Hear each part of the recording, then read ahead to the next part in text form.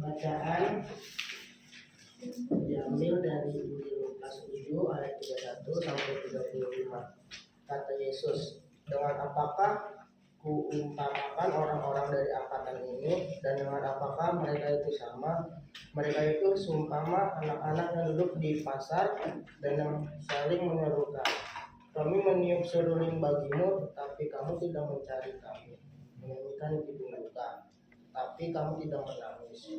Karena Yohanes Pembaptis datang, ia tidak makan roti dan tidak minum anggur, dan kamu berkata, ia kerasukan setan. Kemudian Anak Manusia datang, ia makan dan minum, dan kamu berkata, lihatlah ia seorang pelahap dan peminum, sahabat pemungut cukai dan orang berdosa. Tetapi hikmat dibenarkan oleh semua orang yang menerimanya. Demikianlah sabda Tuhan. Teman-teman yang terkasih, pernahkah kamu merasa seperti berusaha memberikan yang terbaik tetapi tidak mendapatkan tanggapan yang diharapkan? Ini seperti ada anak-anak yang meniup seruling riang, ingin mengajak semua orang untuk menari dalam kegembiraan. Namun ada juga anak-anak yang menyanyikan lagu-lagu yang sedih, mengajak semua orang untuk merasakan duka. Tapi apa yang terjadi jika tidak ada reaksi? Ini seperti ketika kita ingin mengajak teman bermain, tetapi mereka tidak terlihat antusias atau bahkan tidak mau ikut sama sekali. Yesus menggunakan gambaran ini untuk menjelaskan hubungannya dengan orang-orang pada zamannya, dan pesannya masih relevan bagi kita hari ini. Dalam cerita yang diajarkan oleh Yesus, kita diajak untuk merenung tentang bagaimana kita memahami dan menghargai perbedaan dalam kehidupan ini. Ada waktu di mana Yohanes Pembaptis datang dengan kesederhanaan dan pengorbanan, namun ia dianggap aneh dan kerasukan setan. Kemudian datang Anak Manusia yang hidup dengan lapang dada dalam kegembiraan dan kebersamaan, tetapi dianggap pelahap dan peminum. Kisah ini mengajarkan kita tentang perbedaan dan pengertian. Kita cenderung menilai orang lain berdasarkan standar kita sendiri, tanpa mempertimbangkan bahwa setiap individu adalah unik. Itu seperti kelompok anak-anak di pasar yang bermain dan mengharapkan reaksi satu sama lain.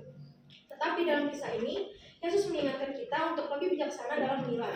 Sama seperti anak-anak yang memiliki cara unik menanggapi musik, kita pun memiliki cara unik untuk merespon hidup.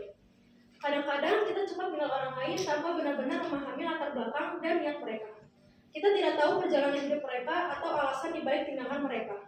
Kita harus bersedia untuk mendengarkan, mengerti, dan merangkul perbedaan. Kita harus menghormati perbedaan dan tidak bersikap sombong dalam menghakimi orang lain.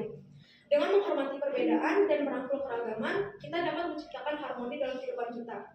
Ingatlah, ketika kita belajar menerima perbedaan, maka kita menciptakan kedamaian.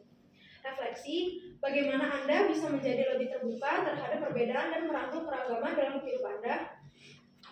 Adakah kesempatan di mana Anda terlalu cepat menghakimi orang lain? Doa, ya Tuhan, ajarlah kami untuk memiliki hati yang terbuka dan rendah hati dalam menghadapi perbedaan. Bimbing kami untuk selalu merangkul keragaman dengan kasih dan pengertian. Amin. Aksi, hari ini carilah kesempatan untuk mendekati seseorang berbeda dari Anda dan dengarkan cerita mereka. Cobalah untuk memahami perspektif mereka dan bersikap ramah terhadap perbedaan. Dalam nama Bapa dan Putra dan Roh Kudus. Semoga boleh bangkit berdiri. Selanjutnya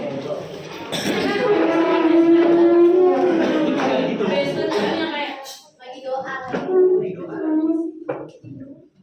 Kita akan menyanyikan Ada masuknya Tuhan dipuji.